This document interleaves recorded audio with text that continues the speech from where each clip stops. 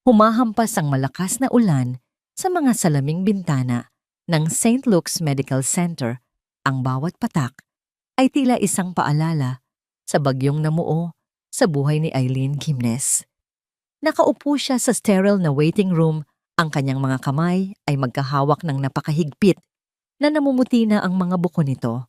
Ang malamig at artipisyal na liwanag mula sa mga fluorescent na ilaw sa itaas ay nagbibigay ng maputlang kulay sa lahat ng bagay.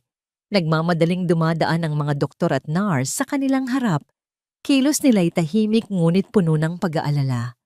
Sa isang lugar sa pasilyo, isang makina ang maririnig na tumutunog sa isang tuloy-tuloy at klinikal na ritmo.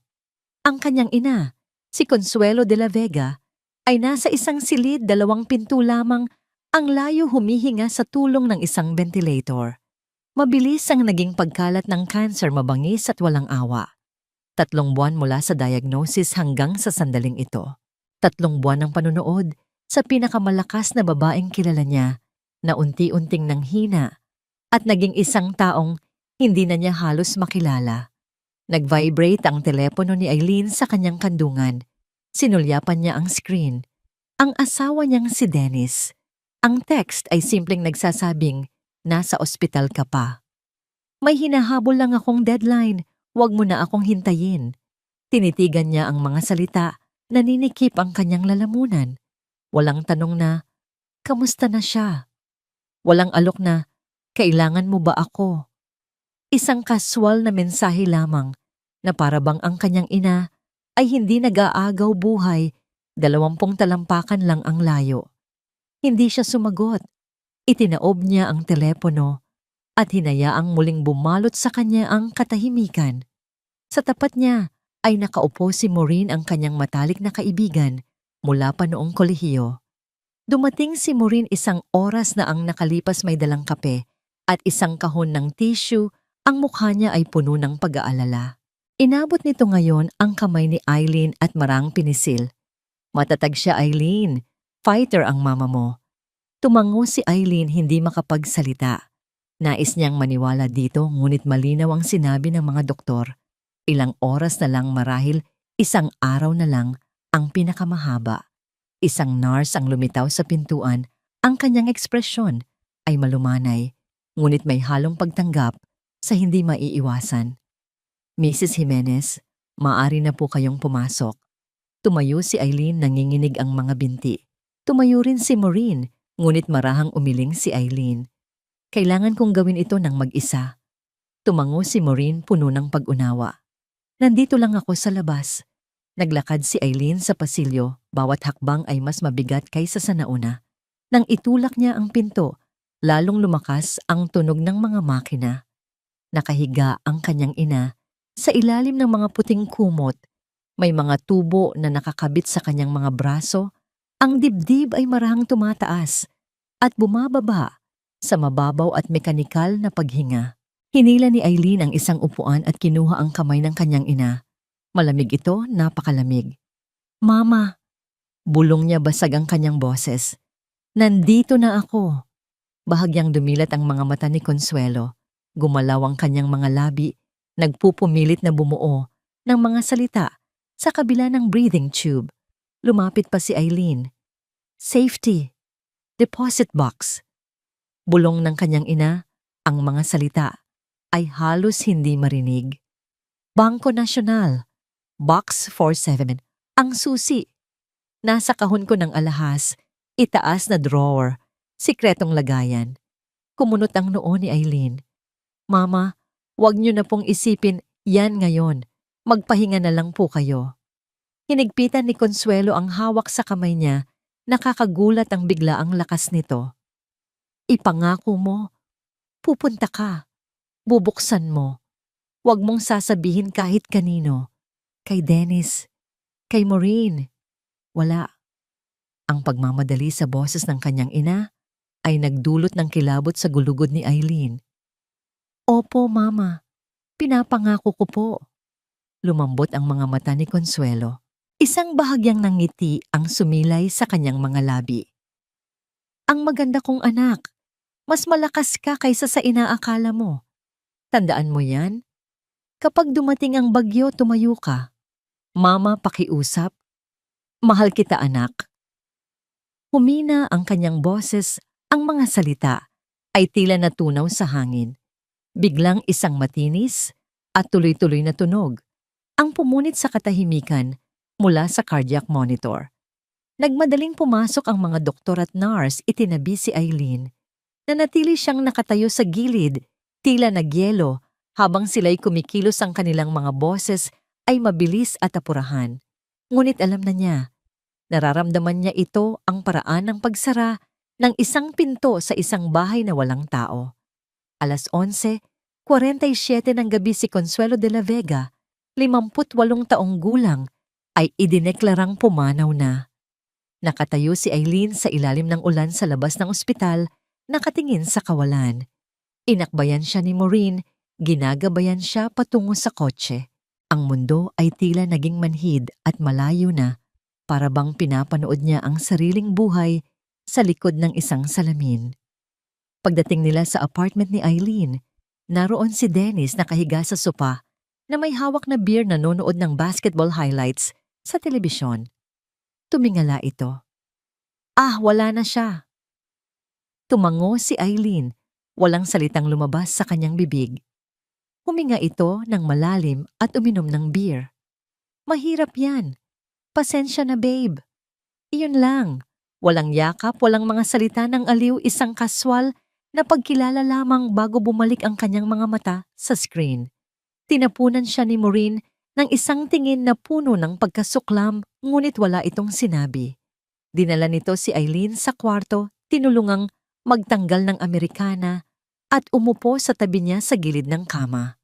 Gusto mong dito muna ako matulog? Mahinang tanong ni Maureen. Umiling si Eileen. Kailangan ko lang matulog. Nag-atubili si Maureen, pagkatapos ay niyakap siya ng mahigpit. Tawagan mo ako kung may kailangan ka. Seryoso, Eileen. Kahit ano. Nang makaalis si Maureen, nahiga si Eileen sa dilim na katitig sa kisame. Ang apartment ay tahimik maliban sa mahinang tunog ng telebisyon sa sala. Paulit-ulit niyang inalala ang mga huling salita ng kanyang ina. Safety deposit box. Huwag mong sasabihin kahit kanino. Ano kaya ang posibleng laman niyon? At sa gitna ng kanyang pagdadalamhati, isang malamig na takot ang gumapang sa kanyang puso nang maalala niya ang babala ng ina. Huwag kang magtitiwala kahit kanino, lalo na sa mga pinakamalapit sa'yo. Naisip niya ang text ni Dennis. Naisip niya ang tingin ni Maureen.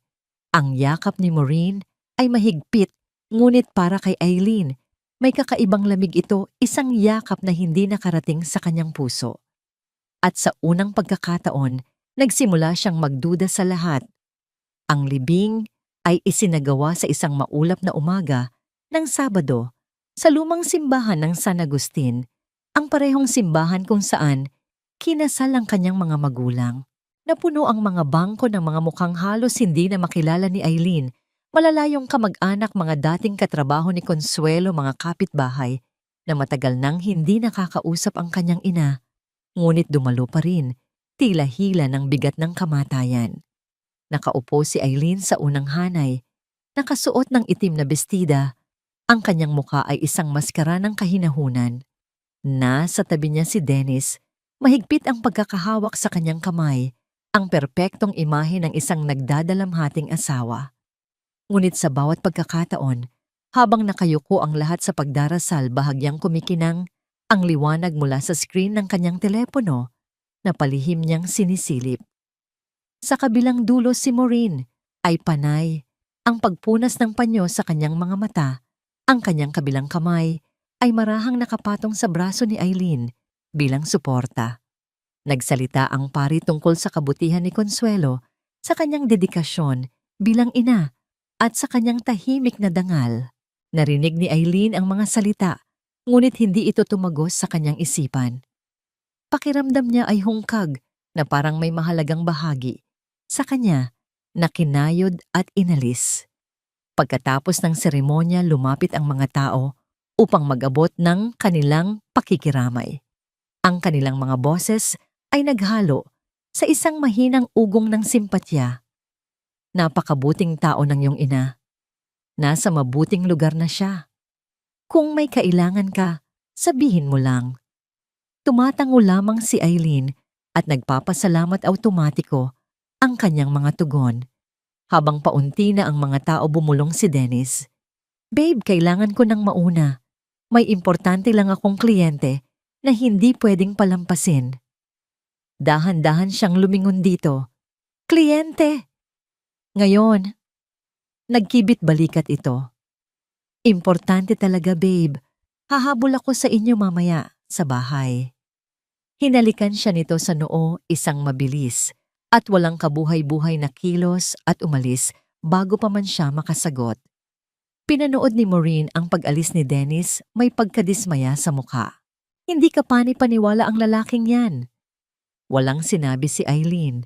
Pagod na siyang ipagtanggol ito, pagod na siyang makaramdam ng kahit ano.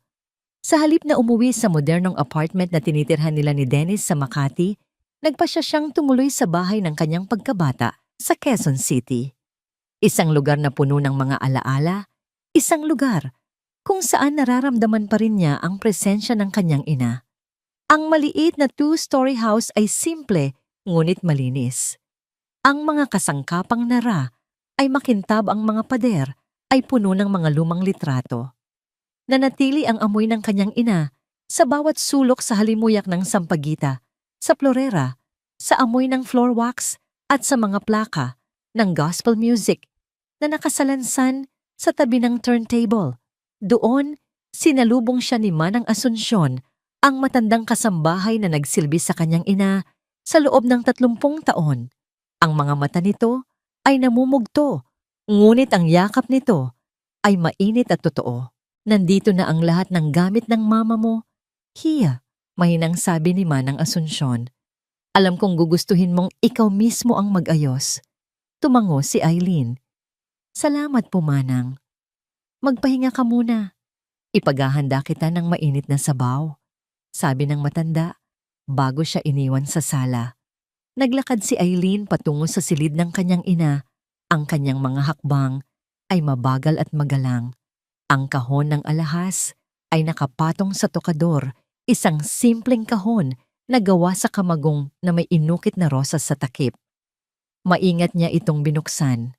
Sa loob ay may iilang piraso, isang kwintas na perlas, ilang pares ng hikaw, at isang pulseras na pilak. Ginamit niya ang kanyang mga daliri upang kapain ang ilalim naghahanap. At pagkatapos ay naramdaman niya ito, isang bahagyang umbok sa kahoy. Diniinan niya ito at isang maliit na sikretong kompartimento ang bumukas. Sa loob ay may isang tansong susi. Itinaas ito ni Eileen, sa liwanag, bumibilis ang tibok ng kanyang puso. Ang susi ay maliit luma at may nakaukit na numerong 47. Isinara niya ang kanyang mga daliri sa paligid nito at bumulong sa katahimikan. Sige mama, nakikinig po ako. Gabi na nang magpasya siyang manatili muna sa bahay ng kanyang ina. Kailangan niya ng espasyo malayo kay Dennis, malayo sa kanilang apartment na bigla ay parang naging kulungan. Habang nag-aayos siya ng mga damit sa aparador, nag-vibrate ang kanyang telepono. Isang text message mula sa isang hindi pamilyar na numero. Eileen, si Aling Pilar mo ito. Kapitbahay ninyo dati. Nakikiramay ako sa pagpanaw ng iyong ina. Pasensya na sa abala, pero nakita ko kasi ang kotse ng asawa mo kanina dito sa may Imperial Palace Hotel. Akala ko ay may event kayo. Ingat ka, Hija. Nanlamig ang buong katawan ni Eileen. Ang Imperial Palace Hotel, isang business hotel na 10 minuto lang ang layo. Anong ginagawa ni Dennis doon? Sinabi niyang may kliyente siya. Isang bahagi niya ang gustong baliwalain ito. Ngunit ang babala ng kanyang ina ay umalingaw-ngaw sa kanyang isipan. Huwag kang magtitiwala. Walang pag-aalinlangan kinuha niya ang susi ng kanyang kotse. Hindi niya sinabi kay Manang Asunsyon kung saan siya pupunta. Nagmaneho siya sa ilalim ng ambon na muling nagsimulang pumatak. Ang mga windshield wiper ay humahampas sa salamin kasabay ng kabog ng kanyang dibdib. Ipinark niya ang kanyang kotse sa kabilang kalye sa isang madilim na bahagi kung saan tanaw niya ang entrance ng hotel. Naghintay siya. Bawat minuto ay parang isang oras. Nagsimula na siyang isipin na baka nagkamali lang si Aling Pilar, na baka paranoid lang siya. At pagkatapos, nakita niya sila. Mula sa maliwanag na lobby ng hotel, lumabas si Dennis at kasama niya si Maureen. Nakasuot pa rin si Maureen ng itim na damit na suot nito sa libing, ngunit wala na ang belo. Ang buhok niya ay nakaayos na muli. Si Dennis ay inakbayan nito. Ang kamay ay marahang nakalagay sa ibabang bahagi ng likod ni Maureen. Tumawa si Maureen sa isang bagay na sinabi ni Dennis. Ang kanyang ulo ay bahagyang nakasandal sa balikat nito. Ang kanilang mga kilos ay hindi kilos ng magkaibigan na nag-uusap lang. Iyon ay kilos ng 2 taong komportable malapit at matagal nang may lihim. Parang pinupunit ang puso ni Eileen. Ang babaeng yumakap sa kanya kanina na nagsabing nandyan lang para sa kanya ay ang parehong babae na kasama ngayon ng kanyang asawa sa mismong araw ng libing ng kanyang ina. Nanatili siyang nakaupo sa loob ng kotse, hindi makagalaw, habang pinapanood silang maglakad patungo sa parking lot ng hotel. Ang kanyang paghinga ay mababaw at nanginginig. Isang tahimik na luha ang pumatak mula sa kanyang mata, sinundan ng isa pa at isa pa hanggang sa dumaloy na ito nang tuloy-tuloy sa kanyang pisngi. Hindi siya humikbi, hindi siya sumigaw. Ang sakit ay napakalalim, napakatindi, na tila ninakaw nito ang kanyang hininga at ang kanyang boses. Ang lahat ng pagod, ang lahat ng pighati sa pagkawala ng kanyang ina ay biglang nabalutan ng isang mas matalas at mas brutal na sakit, ang sakit ng kataksilan. Umalingaw sa kanyang isipan ang huling habilin ng ina. Huwag kang magtitiwala kahit kanino, lalo na sa mga pinakamalapit sa'yo. Gaano katagal, na ilang linggo, ilang buwan, o baka ilang taon na siyang ginagawang tanga. Ang bawat alaala nila ni Maureen na magkasama ang kanilang tawanan, ang kanilang mga sikreto, ang mga pagkakataong sinasandalan niya ito ay nabahiran na ngayon ng lason ng pagdududa. At si Dennis, ang lalaking pinangakuan niyang makasama habang buhay, ay isang estranghero pala na may suot na maskara. Pinanood niya ang sasakyan ni Dennis na paandarin at umalis sa parking lot ng hotel, nawawala sa kadiliman ng gabi. Doon lamang siya nakahinga ng malalim, ngunit ang hangin na pumasok sa kanyang baga ay parang bubog na sumusugat sa kanyang kalooban. Hindi niya maalala ang pagmamaneho pabalik sa bahay ng kanyang ina. Tila ang kanyang mga kamay at paa ay may sariling isip, habang ang kanyang kaluluwa ay lumulutang sa isang madilim na dagat ng pagkabigla at pighati. Pagdating niya, maingat niyang ipinasok ang kotse sa garahe at isinara ang pinto nang walang ingay. Sa loob ng bahay ang lahat ay tahimik. Si Manang Asunsyon ay natutulog na. Naglakad siya papasok sa silid ng kanyang ina at isinara ang pinto. Isinandal niya ang kanyang likod dito at doon sa sagradong katahimikan ng kwarto, hinayaan niyang bumagsak ang kanyang katawan sa sahig. Niyakap niya ang kanyang mga tuhod at doon umiyak. Nang walang tunog ang kanyang katawan, ay nanginginig sa bawat hikbi na kanyang pinipigilan. Pagkatapos ng tila walang katapusang sandali, tumigil ang kanyang pag-iyak. Napalitan ito ng isang nakakabinging katahimikan sa kanyang isipan. Dahan-dahan siyang tumayo at lumapit sa tokador. Muli niyang binuksan ang kahon ng alahas at kinuha ang maliit na tansong susi. Habang nakatayo sa harap ng salamin, tinitigan niya ang sariling refleksyon. Ang babaeng nakatingin pabalik ay may mga matang namumugto at mukhang basag, ngunit sa likod ng pighati, may isang bagong apoy na nagsisimulang mag-alab, isang malamig at mapusok na apoy. Mariin niyang hinawakan ang tansong susi sa kanyang palad hanggang sa bumaon ito sa kanyang balat. Tila ito ang nag-iisang matibay na bagay sa kanyang mundong gumuho. Ang susi na ito ay hindi na lamang isang misteryo. Ito na ngayon ang kanyang pag-asa. Ang kanyang tanging landas pasulong. Ang babala ng kanyang ina ay hindi lamang isang paalala. Ito ay isang misyon. Hindi na luha ng pighati ang dumadaloy sa kanya, kundi isang nagyayelong determinasyon. Hindi siya babagsak. Hindi siya magpapatalo. Hindi niya hahayaang sirain siya ng mga taong pinagkatiwalaan niya ng buong puso. Bukas, bulong niya sa sarili ang kanyang boses ay mahina, ngunit puno ng bakal na desisyon. Bukas na bukas, pupuntahan ko ang bangko at aalamin ko ang lahat. Isinara niya ang kanyang kamao, hawak ang susi na tila isang sandata. Ang bagyo na ibinabala ng kanyang ina ay dumating na. At si Eileen, sa kauna-unahang pagkakataon, ay handa nang harapin ito. Kinabukasan ang araw ay sumikat ng may panibagong liwanag, ngunit hindi ito naramdaman ni Eileen. Ginamit niya ang buong gabi. Sa pag-iisip ang kanyang utak ay tila isang makina na walang tigil sa pagproseso ng mga imahe ng kataksilan. Ang sakit ay naroon pa rin isang bukas na sugat, ngunit natabunan ito ng isang malamig na determinasyon. Nakatayo siya sa harap ng matayog na gusali ng Bangko Nasyonal. Ang tansong susi ay mabigat sa bulsa ng kanyang itim na coat. Ang gusali ay lumagawa sa pulang laryo na may matataas na haliging marmol, isang lugar na tila nabuhay sa loob ng maraming dekada sa pamamagitan ng pagtangging magbago. Ang malamig na hangin mula sa aircon ay sumalubong sa kanya pagpasok niya at ang tunog ng kanyang mga sapatos ay umalingaw-ngaw sa malawak na marmol na sahig. Pakiramdam niya ay isa siyang dayuhan sa isang mundong hindi para sa kanya. Isang babae sa front desk ang tumingala na may magalang na ngiti. "Magandang umaga po. Ano po ang maipaglilingkod ko sa inyo?" Inilabas ni Eileen ang susi. "Kailangan kong ma-access ang isang safety deposit box, numero 4147. Ang ngiti ng babae ay bahagyang nagbago.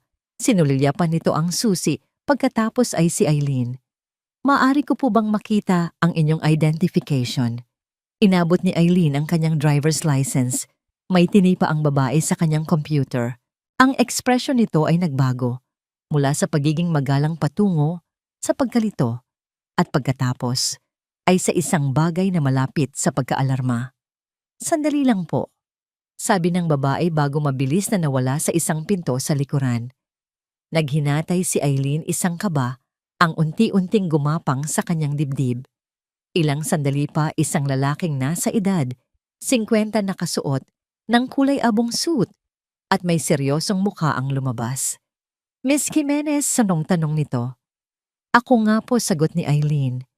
"Ako si Ginoong Eusebio, ang branch manager. Pakiusap sumunod po kayo sa akin."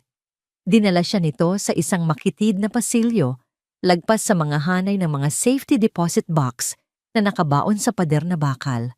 Huminto sila sa harap ng isang napakakapal na pinto ng vault na binuksan ni Ginoong Eusebio gamit ang isang espesyal na susi at isang kombinasyon. Sa loob ang hangin ay mas malamig. Huminto sila sa box 47. Ipinasok ng manager ang kanyang sariling susi kasabay ng susi ni Eileen at sabay nilang inikot ito. Isang mahinang tunog ng pag-click ang narinig bago bumukas ang maliit na pinto. Sa loob, wala roong alahas o ginto. Mayroon lamang isang makapal na Manila envelope. Umatras si Ginoong Eusebio, ang kanyang ekspresyon ay maingat at neutral. "Mayroon po tayong pribadong silid para sa inyo. Huwag po kayong mag-atubili.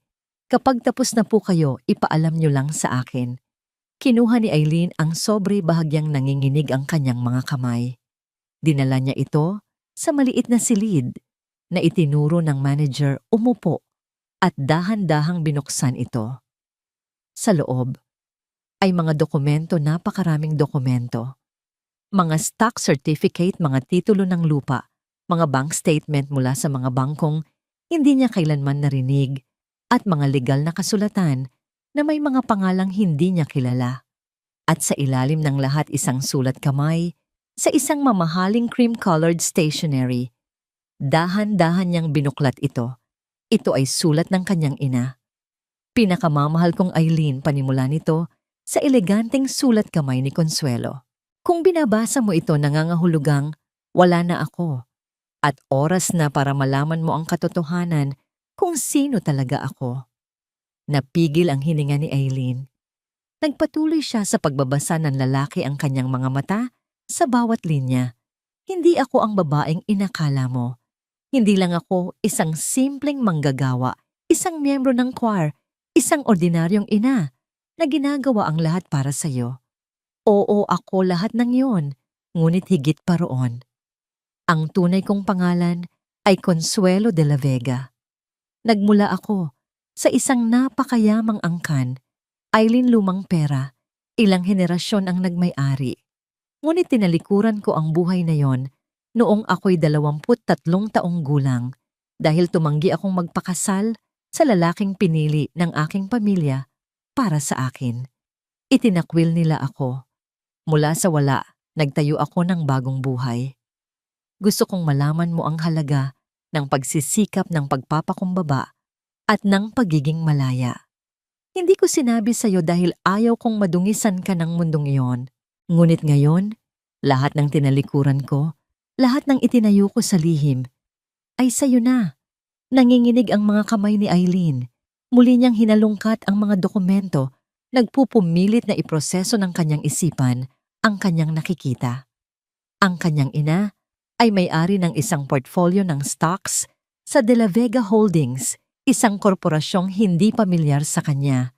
Nagmamay-ari ito ng mga commercial real estate sa Forbes Park, Dasmariñas Village at maging sa mga pangunahing lungsod tulad ng London at Singapore. Mayroon itong mga bank account na may lamang halaga na hindi ka panipaniwala mga numero na may napakaraming zero. Sa ilalim ng bunton ng mga papeles, mayroong isang buod na dokumento na nakatype at notaryado at kabuuang tinatayang halaga ng ari-arian 12.9 bilyong piso. Tinitigan ni Eileen ang numero hanggang sa ito'y lumabo. Binasa niya ito ng paulit-ulit. Ang kanyang ina, ang babaeng nag-iipon ng mga kupon at namimili sa mga thrift store. Ang babaeng nagdoble ng shift para lang maibayad ang kanyang matrikula sa kolehiyo ay nagkakahalaga ng higit sa 12 bilyong piso. At hindi ito nagsabi ng kahit isang salita. Nanatili siya sa maliit na silid na yon nang mahigit isang oras binabasa at muling binabasa ang bawat dokumento, sinusubukang intindihin ang lahat.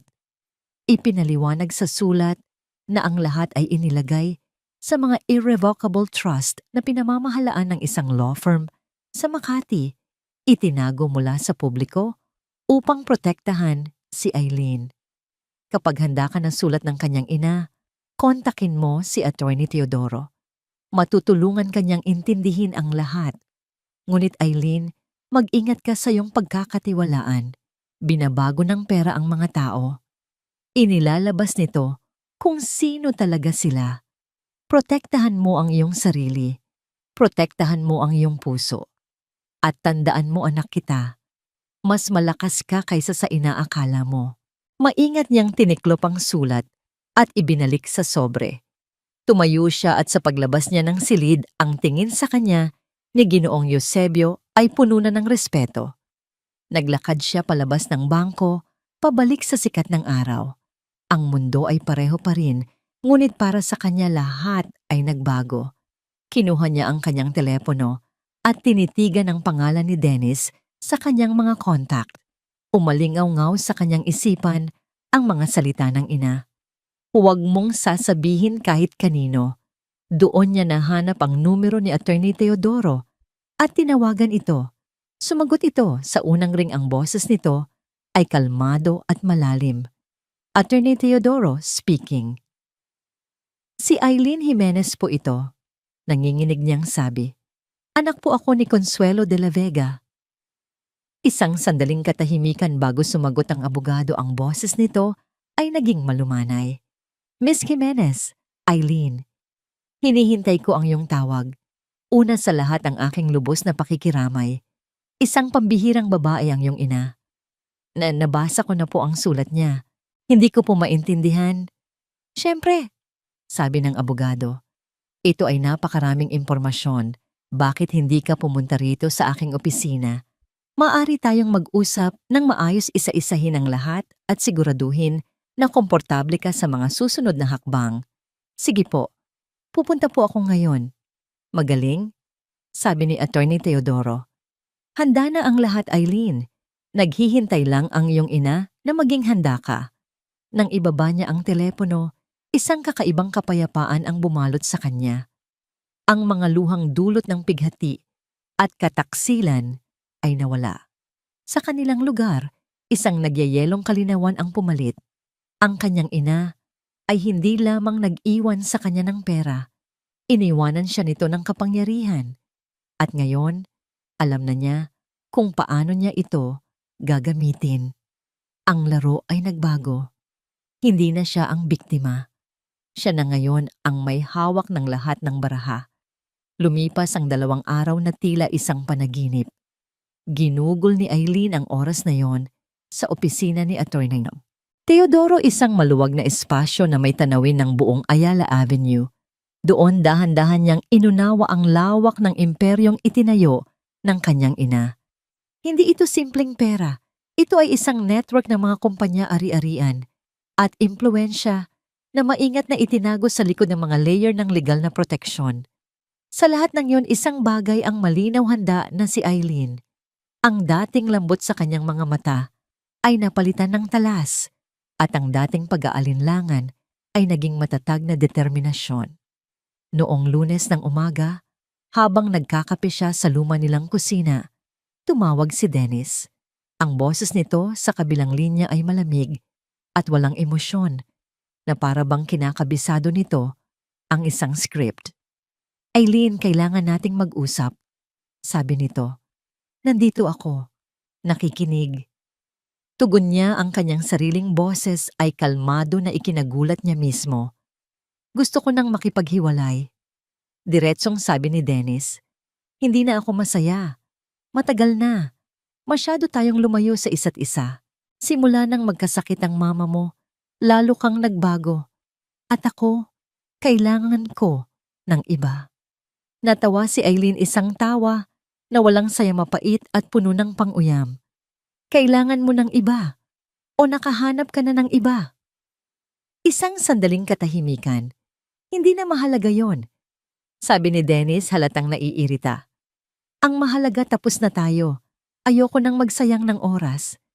Sige, mabilis na sagot ni Eileen. Mag-usap tayo, pero sa isang kondisyon. Ano yon?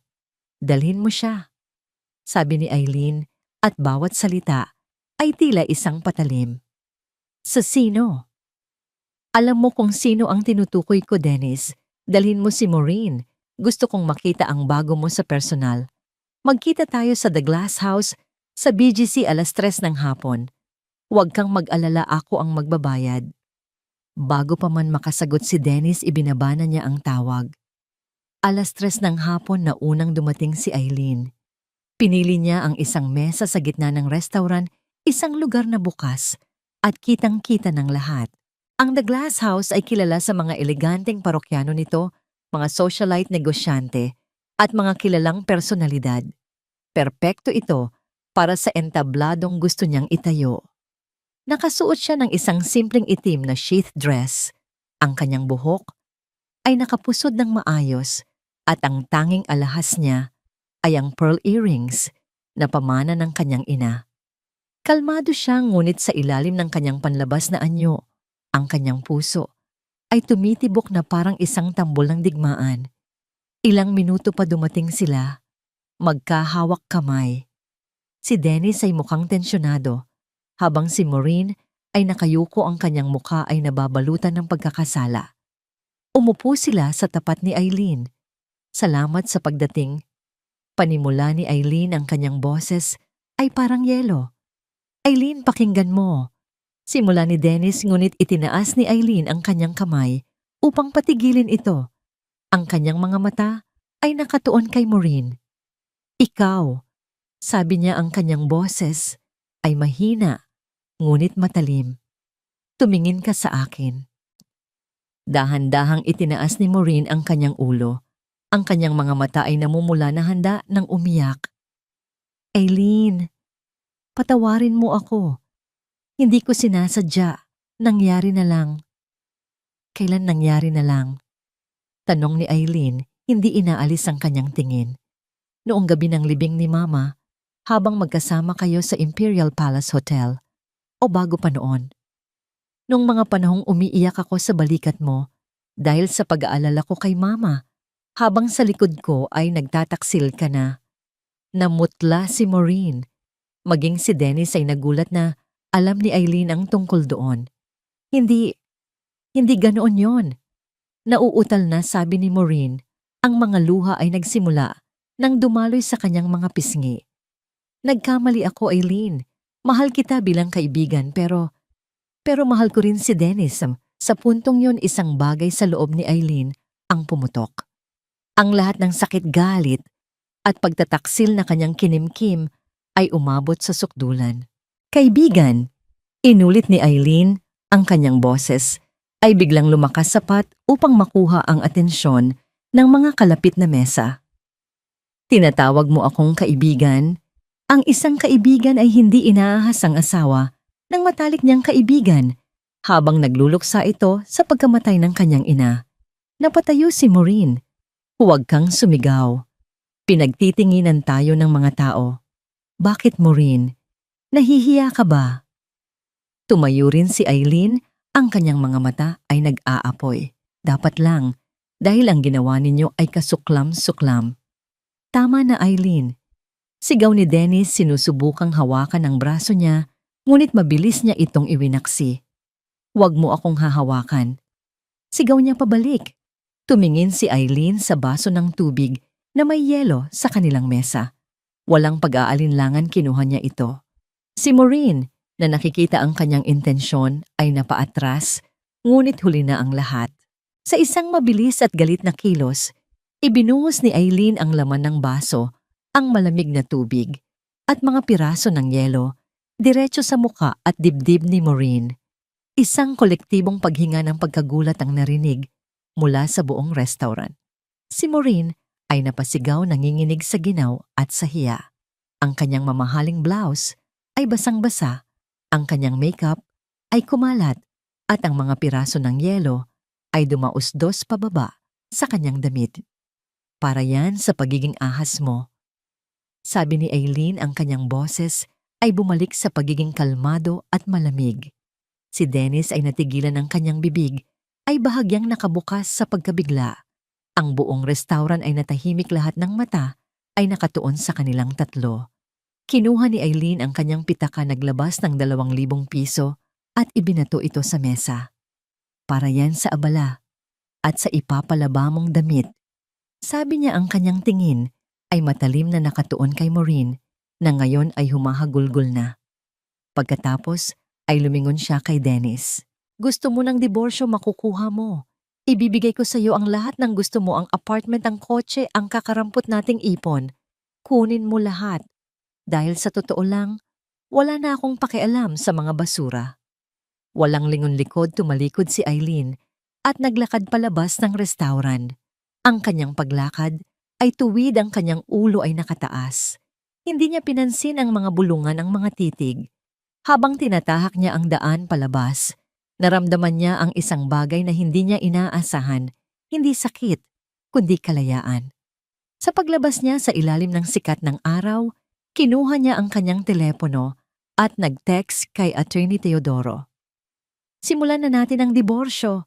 Ibigay mo lahat ng gusto niya. Mabilis at walang gulo. Isinilid niya ang telepono sa kanyang bag. Ang unang kabanata ng kanyang lumang buhay ay opisyal nang nagsara. At sa pagpihit niya sa susi ng kanyang kotse, alam niyang ang susunod na kabanata ay isusulat niya ayon sa sarili niyang mga patakaran. Ang iskandalo sa The Glass House ay mabilis na kumalat sa kanilang maliit na social circle, ngunit para kay Eileen, ito ay isang deklarasyon ng pagtatapos. Sa mga sumunod na linggo, tila naglaho siya sa mundo. Ipinasa niya ang susi ng kanilang apartment kay Dennis sa pamamagitan ng isang courier at lumipat sa isang simpleng condominium unit sa Ortigas na inupahan niya gamit ang sarili niyang pera, hindi ang pera ng De La Vega. Nanatili siyang nagtatrabaho bilang isang freelance graphic designer, tumatanggap ng maliliit na proyekto upang mapanatili ang kanyang lumang pagkakakilanlan. Sa paningin ng lahat, si Eileen Jimenez ay isang kaawa-awang babae na nawalan ng ina at asawa sa loob lamang ng isang buwan. Ngunit ang katotohanan ay ibang-iba. Tuwing umaga si Eileen ay nagtutungo sa isang nondescript na gusali sa Makati, hindi ang pangunahing tore ng De La Vega Holdings. Ito ay isang satellite office na inihanda ni Attorney Teodoro para sa kanya, isang lugar kung saan maaari siyang matuto ng hindi nakikilala. Sa loob ng isang conference room na puno ng mga whiteboards at financial charts, siya ay naging isang masigasig na estudyante. Ang kanyang mga guro ay ang pinakamatatapat na tenyente ng kanyang ina, si Attorney Teodoro. Para sa legal na aspeto, si Ginoong Federico na isang veteranong accountant para sa pananalapi at isang retiradong general na si Guillermo para sa seguridad at operasyon. Hindi lang basta nag-iwan ng pera ang iyong ina Eileen. Paliwanag ni Attorney Teodoro sa isa nilang sesyon. Nagtayo siya ng isang kuta. Ang bawat kumpanya ay may sariling layunin. Ang iba ay para sa kita, ang iba ay para sa impluwensya, at ang iba ay para protektahan ang iba pa. Doon niya nalaman na ang De La Vega Holdings ay hindi lang tungkol sa tela at real estate. Mayroon itong mga interes sa logistics teknolohiya at maging sa media sa pamamagitan ng mga anonymous na pamumuhunan. Araw-araw nilulunod niya ang sarili sa pag-aaral. Ang babaeng dati ay nag-aalala lamang sa mga color palette at font styles ay natututong magbasa ng mga balance sheet, umunawa sa mga market trend at kilatisin ang mga business proposal. Ang kanyang pighati ay naging panggatong sa kanyang determinasyon. Ang bawat numero na kanyang sinusuri, bawat kontratang kanyang binabasa, ay isang hakbang palayo sa babaeng mahina na kanyang iniwan. Isang hapon 3 linggo matapos ang insidente sa BGC, ipinatawag niya ang kanyang maliit na konseho. Gusto kong malaman ang lahat tungkol sa Innovate Solutions. Sabi niya, ang kanyang boses ay kalmado ngunit may bigat. Nagkatinginan sina Attorney Teodoro at Ginoong Federico. Ang consulting firm kung saan nagtatrabaho si Ginoong, pinutol ni Eileen, ang sasabihin ng abogado. Oo, ang kumpanya ni Dennis. Sabi niya ng walang emosyon. Sino ang may-ari nito? Paano ito tumatakbo? Ano ang kalagayan nito sa pananalapi? Kinabukasan, isang makapal na folder ang nasa kanyang mesa. Ang Innovate Solutions ay isang mid-size na kumpanya, pribadong pag-aari na may magandang reputasyon, ngunit nahaharap sa tumitinding kompetisyon. Ang mayoryang shareholder nito ay isang venture capital firm na tinatawag na Apex Ventures na ayon sa pananaliksik ni Ginoong Federico ay matagal nang naghahanap ng paraan upang ibenta ang kanilang mga non-performing assets. Mahina ang kanilang kita sa huling 2 taon. Ulat ni Ginoong Federico, marami silang kliyente, ngunit mababa ang kanilang profit margin. Isang malaking tulak lang, babagsak sila. Tumingin si Eileen kay Attorney Teodoro. Kaya ba natin itong bilhin? Isang bahagyang kanyang ngiti ang sumilay sa labi ng matandang abogado. Eileen, kaya nating bilhin ang buong gusali kung saan sila nangungupahan kasama na ang lahat ng kumpanya sa loob nito. Ang tanong ay paano natin ito gagawin nang hindi nila nalalaman? Doon pumasok ang kanilang henyo sa estratehiya. Sa sumunod na linggo, isang bagong shell corporation na nakarehistro sa British Virgin Islands, ang Orion Holdings, ay nag-alok na bilhin ang stake ng Apex Ventures sa Innovate Solutions. Ang alok ay mas mataas ng 20% kaysa sa kasalukuyang market value isang alok na hindi matatanggihan. Ang negosasyon ay mabilis. Ang Apex Ventures na sabik ng kumita ay hindi nagtanong ng marami. Para sa kanila, ang Orion Holdings ay isa lamang sa maraming dayuhang mamumuhunan na naghahanap ng pagkakataon sa Asya. Wala silang ideya na ang tunay na kapangyarihan sa likod nito ay isang babaeng kasalukuyang nakaupo sa isang maliit na opisina, ilang kilometro lamang ang layo. Sa araw na natapos ang deal, isang kopya ng deed of sale ang ipinadala kay Eileen. Tinitigan niya ang dokumento. Sa legal na paraan siya na ngayon ang may-ari ng pinakamalaking bahagi ng kumpanyang pinagtatrabahuhan ng lalaking sumira sa kanyang puso. Pinindot niya ang intercom. Ginoong Federico, maaari mo bang i-print? Para sa akin, ang organizational chart ng Innovate Solutions, ang pinakabagong bersyon. Ilang minuto pa iniabot sa kanya ang isang papel. Nahanap niya agad ang hinahanap niya sa ilalim ng Senior Consultants Division. Dennis Jimenez. May litrato pa ito, isang corporate headshot kung saan nakangiti ito nang malapad ang nangiting puno ng kumpiyansa at kayabangan. Ang parehong nangiti na ibinigay nito sa kanya sa kanilang kasal. Ang parehong nangiti na marahil ay ibinibigay nito kay Maureen. Kinuha ni Eileen ang isang pulang panulat mula sa kanyang mesa. Dahan-dahan sa tabi ng pangalan at litrato ni Dennis, gumuhit siya ng isang maliit na X. Pagkatapos ay kinuha niya ang kanyang telepono at tinawagan ang bagong hirang na CEO ng Innovate Solutions, isang taong pinili niya mismo mula sa De La Vega Holdings na hindi alam ang kanyang tunay na pagkatao at tumatanggap lamang ng mga utos mula sa Orion Holdings.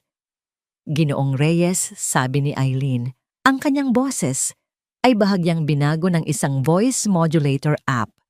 Mayroon akong unang direktiba. Ano po iyon, ma'am? Tanong ng CEO sa kabilang linya, puno ng paggalang. Gusto ko ng isang komprehensibong pag-aaral sa performance ng lahat ng empleyado, lalo na sa senior level. Billable hours, client satisfaction, new accounts acquired. Lahat. At gusto kong magpatupad ng isang bagong patakaran. Lahat ng proyekto ay dadaan sa isang competitive bidding process sa pagitan ng mga team. Wala ng senyoridad. Ang pinakamagaling na pitch ang mananalo.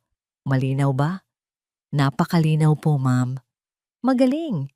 Gusto kong makita ang resulta sa loob ng isang buwan. Ibinaba ni Eileen ang telepono. Tumingin siya sa organizational chart sa maliit na X na kanyang iginuhit.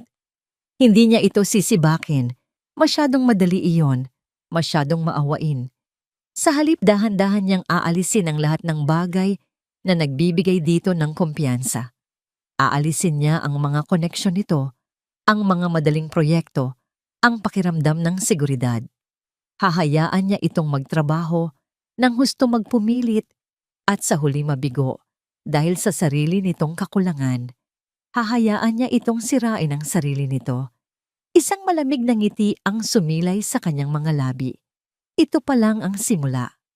Ang reyna ay nasa kanyang trono na at oras na para ilipat ang unang piyesa sa chessboard.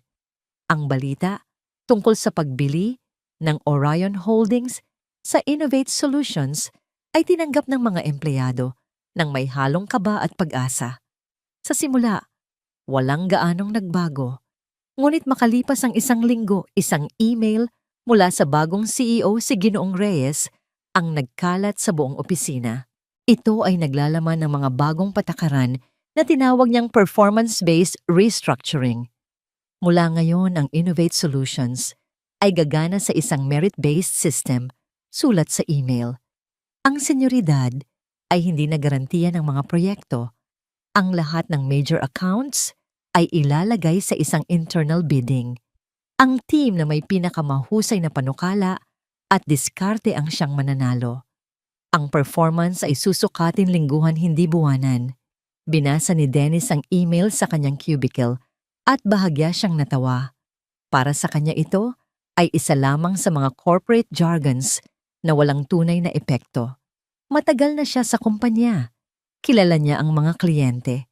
Sanay na siyang ibinibigay sa kanya ang malalaking account dahil sa kanyang experience, huwag kayong mag-alala.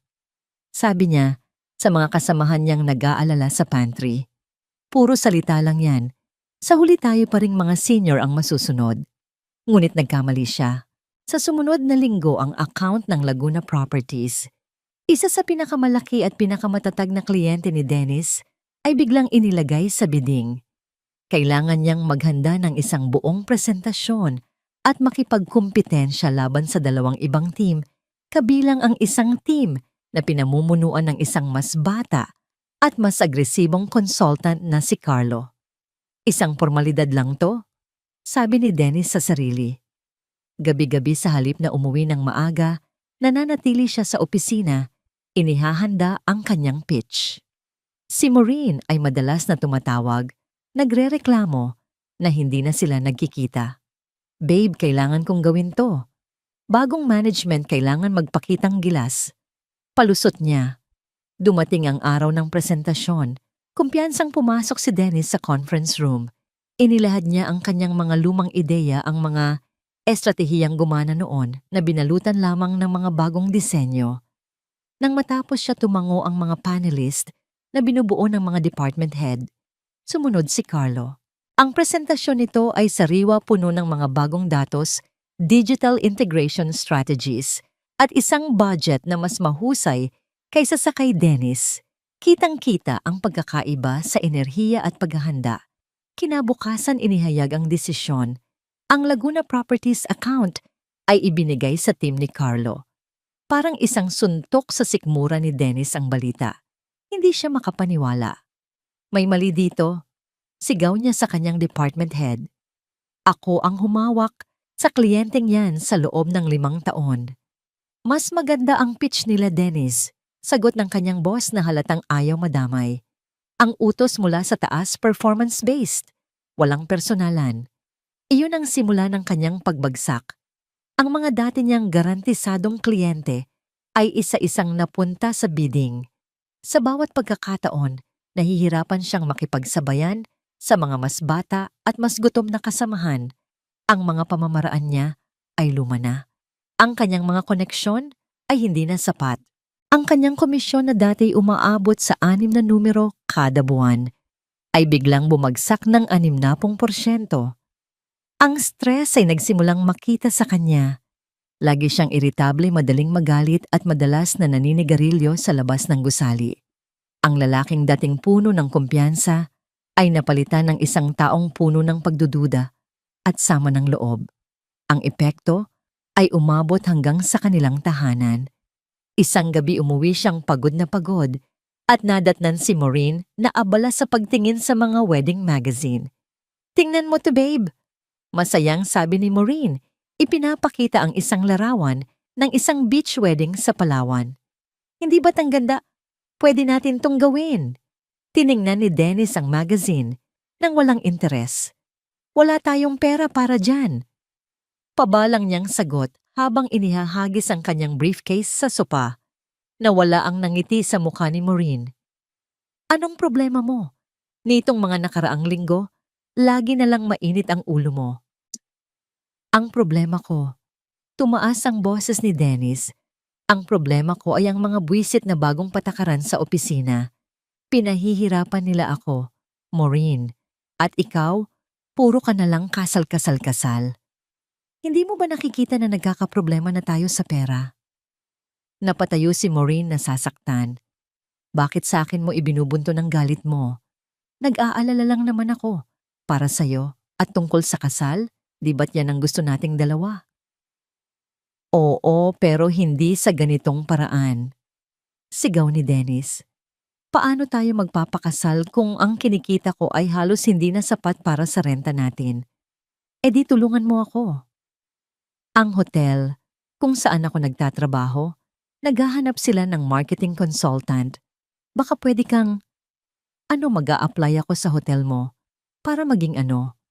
Mas mababa pa sa posisyon ko ngayon, Maureen, wag mo akong insultuhin.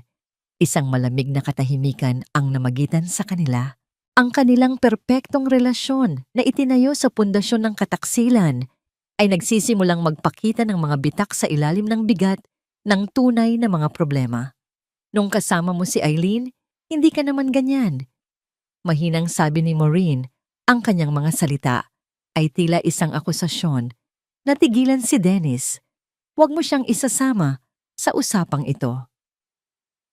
Bakit dahil ba sa kanya komportable ang buhay mo? Dahil simple lang siya at hindi marunong humingi. Hindi yan totoo depensa ni Dennis, ngunit sa kaibuturan ng kanyang isipan, alam niyang may katotohanan sa sinabi ni Maureen. Ang buhay kay Eileen ay simple, madali, walang pressure. Naiwan silang nakatayo sa gitna ng kanilang maliit na sala. Ang wedding magazine ay nakakalat sa sahig sa pagitan nila. Ang distansya sa pagitan nila ay hindi na lang pisikal. Ito ay isang lumalaking bangin na puno ng samaan ng loob at mga hindi nasasabing salita. Sa kabilang dulo ng lungsod sa kanyang tahimik na opisina, binabasa ni Eileen ang isang ulat. Ito ay isang detalyadong summary ng performance ni Dennis, mga natalong account, bumababang billable hours, at mga negatibong feedback mula sa mga kasamahan. Isinara niya ang folder. Ang kanyang plano ay gumagana ng mas mahusay kaysa sa inaasahan niya. Ang unang pagbagsak ni Dennis ay hindi dahil sa isang direktang pag-atake, kundi dahil sa pag-alis ng mga suporta na nagpapanatili sa kanyang pagiging palalo. Nang walang mga ito, siya ay bumabagsak ng kusa. At para kay Eileen, iyon ang pinakamatamis na uri ng paghihiganti. Habang si Dennis ay unti-unting nalulunod sa mga problema sa Innovate Solutions, si Maureen naman ay abala sa pagpaplano ng kanilang pangarap na kasal, isang pagtatangka upang takpan ang lumalaking tensyon sa kanilang relasyon. Para sa kanya, ang isang grandiosong kasal ay isang patunay sa lahat ng kanilang mga kaibigan na ang kanilang pagmamahalan ay tunay at karapat-dapat. Ngunit sa likod ng mga ngiti niya sa social media, mayroon ding namumuong problema. Ang Paraiso Hotels, ang boutique hotel chain, kung saan siya nagtatrabaho bilang branch manager, ay dumadaan sa isang mahirap na panahon. Bumababa ang occupancy rates at ang pamunuan ay naghihigpit ng sinturon. Gayunpaman si Maureen, na sanay sa kanyang komportableng posisyon, ay hindi ito gaanong pinapansin. Sa opisina ni Eileen, ang pangalan ng Paraiso Hotels ay lumitaw sa isang financial report. Ang parent company nila, ang Vista Hospitality Group, ay nagbebenta ng kanilang mga non-core assets. Paliwanag ni Ginoong Federico, itinuturo ang isang chart. Ang Paraiso Hotels ay isa sa mga nangunguna sa listahan. Matagal na silang nalulugi.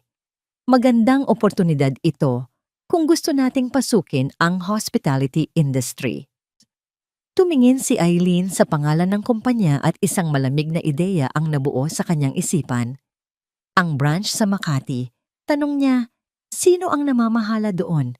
Isang mabilis na pag-type sa keyboard ang ginawa ng kanyang assistant. Maureen Sandoval po, ma'am. Tumingin si Eileen kay Attorney Teodoro. Bilhin natin ito. Ang proseso ay mas komplikado kaysa sa pagbili sa Innovate Solutions, ngunit ang prinsipyo ay pareho. Ginamit nila ang isa pang holding company, ang Stellar Equities, upang mag-alok ng pagbili. Ang Vista Hospitality Group, na desperado nang mabawasan ang kanilang mga pagkalugi, ay agad na tinanggap ang alok. Sa loob ng 2 buwan, natapos ang transaksyon. Si Eileen, na ngayon sa pamamagitan ng Stellar Equities, ang bagong may-ari ng Paraiso Hotels. Ang unang hakbang niya ay ang pagtanggal sa lumang management team at paglalagay ng kanyang sariling mga tao.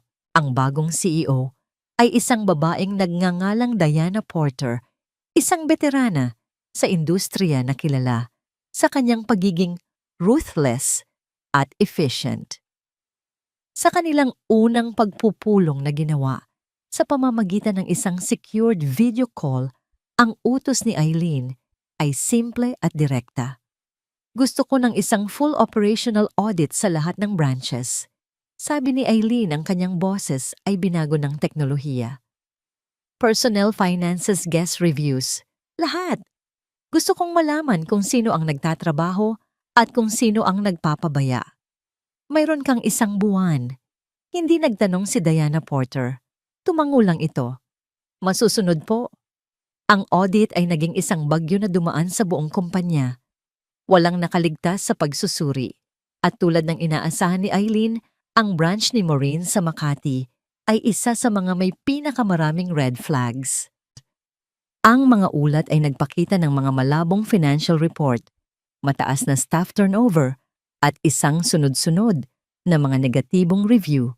Online, mga reklamong tungkol sa maruming silid, mabagal na serbisyo, at isang manager na bihirang makita. Lumabas din sa investigasyon na si Maureen ay madalas gumamit ng mga hotel amenities para sa kanyang mga personal na lakad nang hindi ito itinatala. Isang Biyernes ng hapon ipinatawag ni Diana Porter si Maureen sa kanyang bagong opisina sa headquarters. Pumasok si Maureen na may ngiti at kumpiyansa dala ang kanyang karaniwang alindog. "Hi, Miss Porter.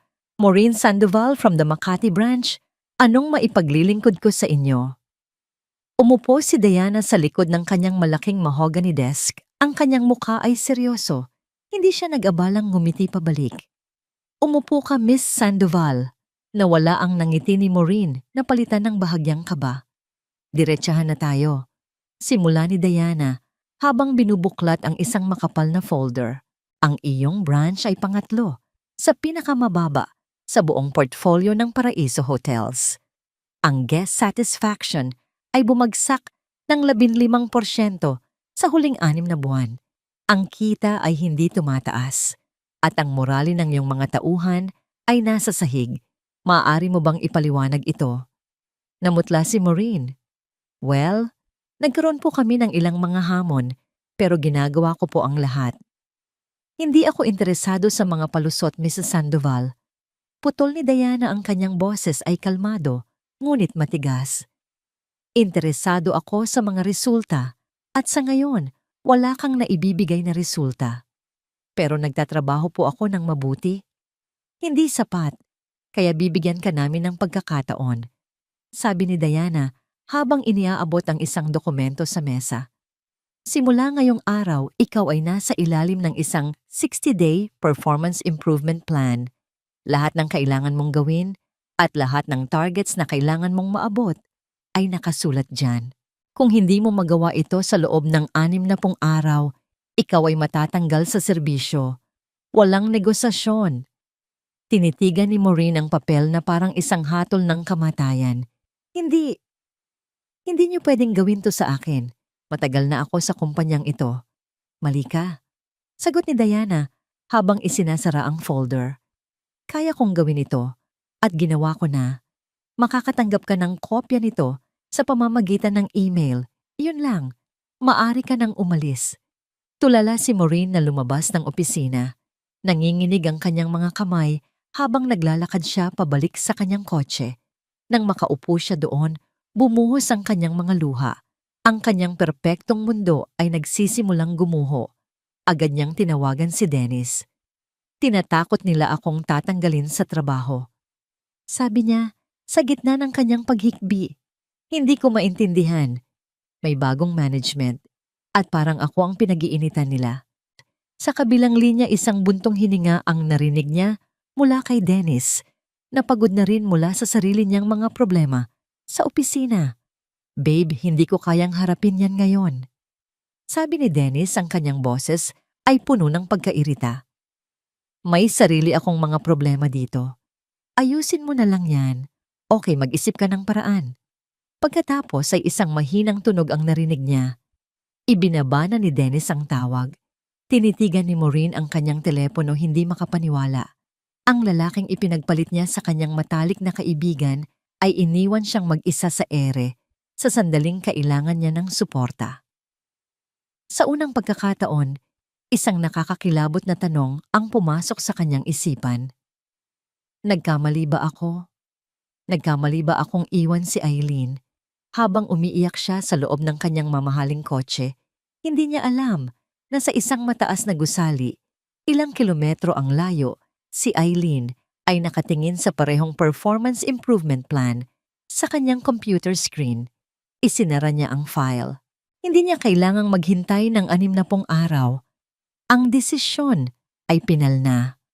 Ang plano ay isa lamang pormalidad, isang paraan, upang gawing legal at professional ang pagbagsak ni Maureen. Ang reyna ay naglipat na ng isa pang piyesa. Ngayon pareho nang nasa panganib ang hari at ang reyna ng kalaban. At si Eileen, ang manlalaro sa dilim, ay naghihintay lamang ng tamang sandali para sa kanyang huling hirit. Ang checkmate. 6 na buwan ang lumipas mula nang pumanaw si Consuelo. Sa loob ng panahong yon, si Eileen ay naging isang multo sa kanyang sariling buhay. Tahimik na nagmamanipula sa mga pangyayari mula sa likod ng mga kurtina. Nagawa niyang paikutin ang mundo ni na Dennis at Maureen nang hindi man lang nalalaman ng mga ito kung sino ang tunay na kalaban. Ngunit ang pagtatago ay may hangganan. Dumating na ang panahon para sa ikatlong yugto ng kanyang plano, ang paglalantad. Isang Miyerkules ng umaga, isang press release na maingat na inihanda ng pinakamahusay na PR firm sa bansa ang ipinadala sa lahat ng pangunahing media outlet. Ang anunsyo ay simple, direkta at nakakagulat. Eileen Jimenez, tagapagmana ng De La Vega Fortune. Opisyal ng uupong chairman ng De La Vega Holdings, Maynila, Pilipinas. Si Eileen Jimenez ang nag-iisang anak ng yumaong business magnate na si Consuelo De La Vega ay opisyal ng tatayong chairman ng De La Vega Holdings. Kasabay nito inaanunsyo ni Ms. Jimenez ang pagtatatag ng Consuelo De La Vega Foundation na may paunang pondo na 500 milyong piso na ilalaan para sa mga scholarship ng mga mahihirap ngunit matatalinong estudyante sa buong bansa. Kasama ng press release ay isang litrato, isang opisyal na headshot na kuha noong nakaraang linggo.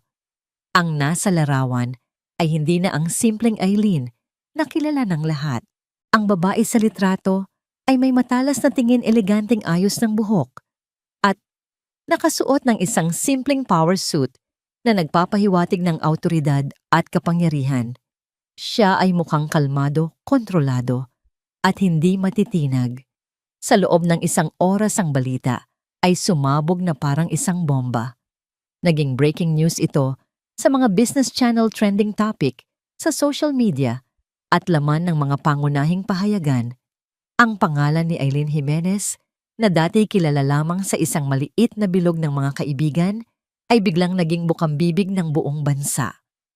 Ang kanyang telepono ay walang tigil sa pagtunog, mga reporter na humihingi ng panayam, mga malalayong kamag-anak na hindi niya kailanman nakilala, mga dating kaibigan na biglang gustong makipagkumustahan. Hindi niya sinagot ang mga ito. Ang tanging reaksyon na hinihintay niya ay mula sa 2 tao. Sa isang masikip at inuupahang apartment sa Pasig, si Dennis at Maureen ay nag-aaway na naman tungkol sa bayarin. Si Dennis, na na-demote kamakailan sa isang junior position, ay halos wala nang kinikita. Si Maureen naman ay nasa bingit ng pagkakatanggal sa trabaho. Ang kanilang pangarap na buhay ay naging isang bangungot ng stress at sisihan. Hindi ko na alam kung saan kukuha ng pambayad sa kuryente. Sigaw ni Maureen, hawak ang isang bill.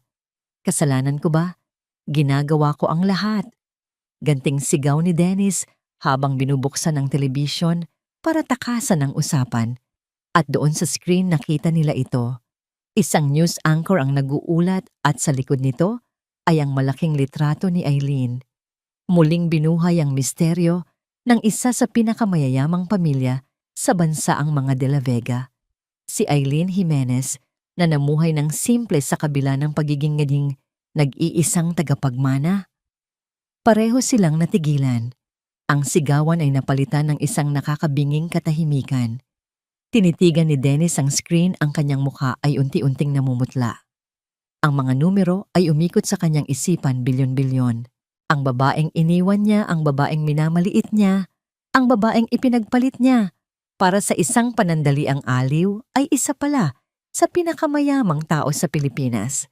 Ang apartment na tinawanan niya, ang lumang kotse na ikinahiya niya, ang simpleng buhay na tinalikuran niya, lahat pala ay isang pagsubok.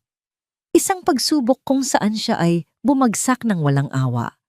Ang pakiramdam ay hindi lang panghihinayang.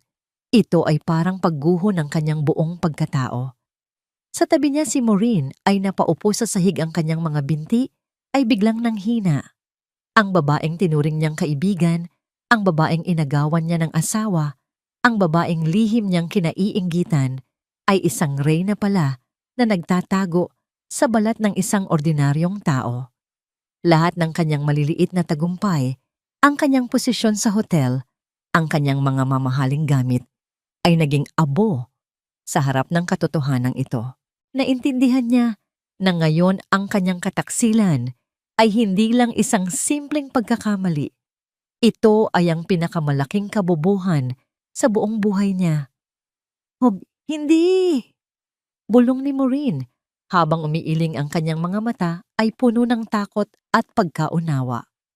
Kaya pala, ang lahat ng nangyari sa kanila sa huling 6 na buwan, ang pagbagsak ni Dennis sa trabaho, ang biglaang paghihigpit sa hotel, ay biglang nagkaroon ng kahulugan. Hindi ito kamalasan. Ito ay isang plano, isang malamig kalkulado at perpektong isinagawang plano. At sila na nag-aakalang sila ang nanalo ay mga langgam lamang pala na pinaglalaruan sa isang chessboard na hindi man lang nila alam na umiiral.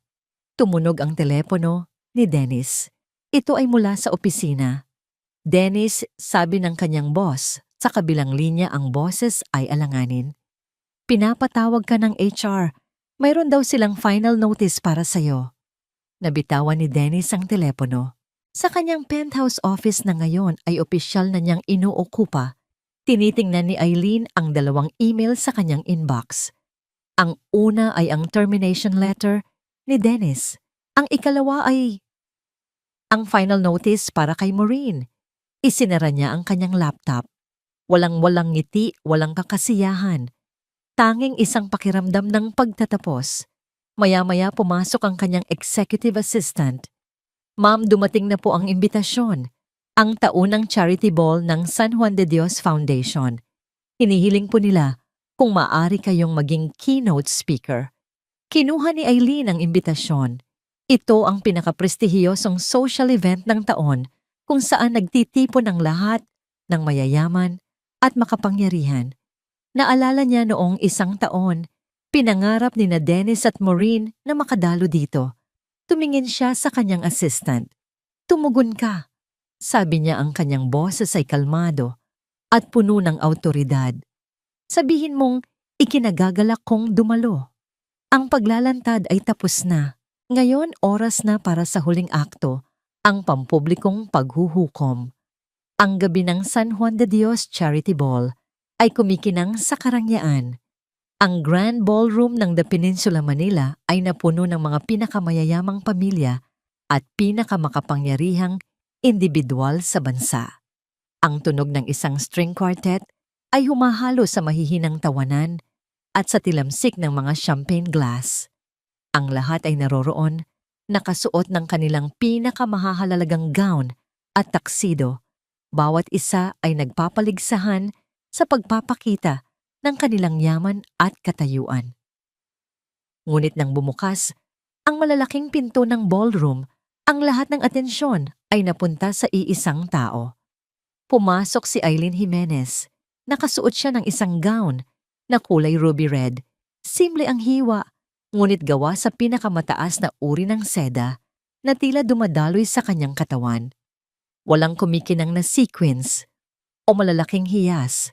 Ang tanging alahas niya ay isang pares ng diamond earrings na kumikislap sa tuwing gumagalaw siya. Ang kanyang buhok ay nakaayos sa isang eleganteng shinyon at ang kanyang makeup ay simple, ngunit nagpapatingkad sa kanyang matalas na mga mata. Hindi siya pumasok na parang isang baguhan na nasisilaw sa liwanag. Naglakad siya ng may kahinahunan at awtoridad na para bang ipinanganak siya para sa ganitong mga okasyon. Ang mga bulungan ay sumunod sa kanya na parang isang alon. Siya ang sentro ng universo sa gabing iyon. Agad siyang sinalubong ng mga organizer at ng mga pinakakilalang panauhin. Bawat isa ay sabik na makamaya ng bagong reyna ng De La Vega Holdings. Sa isang sulok malapit sa bar, nakatayo ang 2 taong hindi nababagay sa lugar na yon. Si Dennis at Maureen. Hindi malaman kung paano nagawa nilang makakuha ng tiket, marahil ay isang lumang imbitasyon na ipinadala bago pa gumuho ang kanilang mundo. Si Dennis ay nakasuot ng isang kupas na suit na mukhang hiniram habang si Maureen ay nakasuot ng isang gown na halatang hindi na uso. Sila ay parang 2 basang sisiw na naligaw sa isang pugad ng mga agila. Nakatayo sila roon, hindi umiinom, hindi nakikipag-usap, tanging pinapanood si Eileen mula sa malayo. Nakita nila kung paano siya ngumiti, kung paano siya nakipag-usap sa mga senador at mga CEO na may parehong antas ng kumpiyansa. Ang bawat kilos niya ay isang sampal sa kanilang mukha, isang paalala ng mundong minsan ay abot kamay nila, ngunit ngayon ay milya-milya na ang layo. Kailangan nating makausap siya, desperadong bulong ni Dennis. Ito na ang huli nating pagkakataon. Anong sasabihin natin? Nanginginig na sagot ni Maureen. Napatawarin niya tayo, Dennis, tingnan mo siya. Sa tingin mo ba, may pakialam pa siya sa atin? Wala na tayong ibang pagpipilian. Giit ni Dennis, wala na akong trabaho.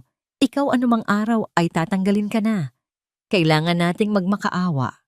Sa buong gabi tinanggap ni Eileen ang mga papuri at pagbati. Ngunit ang kanyang mga mata ay paminsan-minsang sumusul. Sa direksyon ng bar, tinitiyak na ang kanyang mga panauhin ay naroroon pa rin. Nang dumating ang oras para sa kanyang talumpati, umakyat siya sa entablado ng may kagalangan. Isang nakakabinging katahimikan ang bumalot sa buong ballroom. Magandang gabi sa inyong lahat.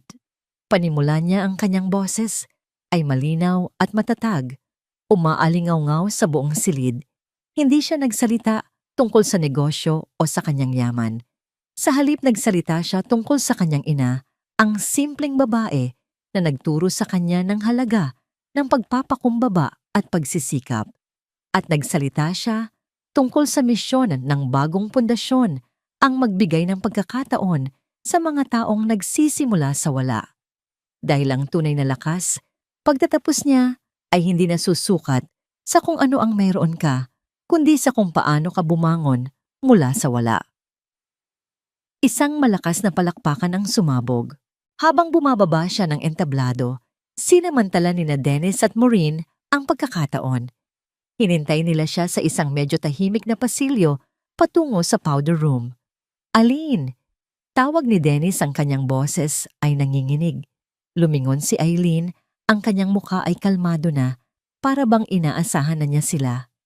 Dennis, Maureen, ikinagulat kong narito kayo. Sabi niya, kahit na ang kanyang mga mata ay nagsasabing kabaligtaran. Eileen, pakiusap. Lumapit si Dennis, ang kanyang dating kayabangan ay napalitan ng desperasyon. Patawarin mo kami. Nagkamali ako. Ako ang may kasalanan niyang lahat. Huwag mo sanang idamay si Maureen. Si Maureen naman ay humahagulgol na. Patawad, Eileen. Patawad. Gagawin ko ang lahat, lumuhod man ako. Sa harap mo ngayon, mapatawad mo lang kami. Pakiusap-kausapin mo ang bagong management. Kailangan ko ng trabaho ko. Tinitigan sila ni Eileen, hindi galit, hindi rin tuwa.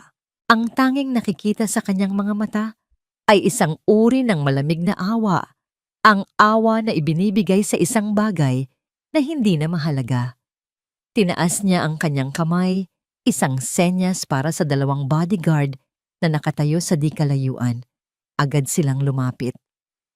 Ang pagpapatawad, mahinang tanong ni Eileen, sapat lang upang marinig nilang tatlo. Matagal ko nang ginawa iyon. Sa katunayan, dapat ko pa nga kayong pasalamatan. Nagulat sina Dennis at Maureen. Salamat. Pagpapatuloy ni Eileen, ang kanyang boses ay nanatiling mahinahon. Dahil kung hindi ninyo ako tinraidor, marahil ay isa pa rin akong simpleng asawa na kontento na sa maliit na mundo. Hindi ko sana matutuklasan kung sino talaga ako at kung ano ang kaya kong gawin. Kaya salamat. Salamat sa pagpapalaya sa akin. Pagkatapos ay lumingon siya sa mga gwardiya. Ang kanyang boses ay bahagyang lumakas sapat upang marinig ng ilang mga taong malapit. Pakiusap ihatid ninyo ang dalawang panauhing ito palabas. Mukhang naliligaw sila at hindi nila mahanap ang daan. Ano hindi Eileen pakiusap? Sigaw ni Dennis, sinusubukang lumaban habang hawak siya ng isang gwardiya. Eileen, kaibigan kita. Humihikbing sigaw ni Maureen habang ang isa pang gwardiya ay magalang ngunit mahigpit siyang ginagabayan palayo. Walang ginawang eksena ang mga gwardiya. Propesyonal silang inilabas ang nagwawalang magkasintahan. Ang lahat ng mga matang nakasaksi ay nagkunwaring walang nakita, ngunit ang mensahe ay malinaw. Si Eileen Jimenez ay hindi dapat banggain. Naiwan siyang nakatayo sa pasilyo kalmado at hindi nagalaw. Inayos niya ang kanyang gown, huminga ng malalim at bumalik sa ballroom na may isang maliit at misteryosong ngiti sa kanyang mga labi. Nang gabing iyon, hindi siya umuwi na may dalang galit o paghihiganti sa kanyang puso. Ang sayaw ay tapos na. Ang laro ay napanalunan na. Umuwi siya na may dalang kapayapaan, handa ng isara ang aklat at simula ng isang bago. Lumipas ang isang buwan mula sa gabi ng charity ball. Ang taglagas ay naging taglamig at kasabay ng pagbabago ng panahon ay ang tuluyang pagtatapos ng dating buhay ni Eileen. Ang balita tungkol sa pagpapalabas kina Dennis at Maureen sa grandiosong pagtitipon ay naging isang lihim na usap-usapan sa alta sosyedad. Walang nagsulat tungkol dito, ngunit alam ng lahat. Ito ang huling pako sa kanilang kabaong. Si Dennis na wala nang mahanap na trabaho sa industriya ng consulting ay napilitang tumanggap ng isang maliit na posisyon sa isang call center, isang trabahong malayong-malayo sa kanyang dating kayabangan. Si Maureen naman, tulad ng inaasahan ay tinanggal sa Paraiso Hotels. Dahil sa performance issues at sa reputasyong nabuo niya, wala nang disenteng hotel na gustong kumuha sa kanya. Ang kanilang relasyon na sinubok ng pera at pressure ay tuluyan ng gumuho. Naghiwalay sila sa gitna ng mapait na sisihan at sumbatan bawat isa ay sinisisi ang isa sa kanilang pagbagsak. Ang kanilang dakilang pag-ibig ay napatunayang isa lamang palang ilusyon na madaling masira. Hindi na inabala ni Eileen na alamin ang mga detalye. Para sa kanya sila ay mga multo na lamang ng nakaraan mga aninong lumipas na. Ang kanyang focus ay nasa hinaharap na.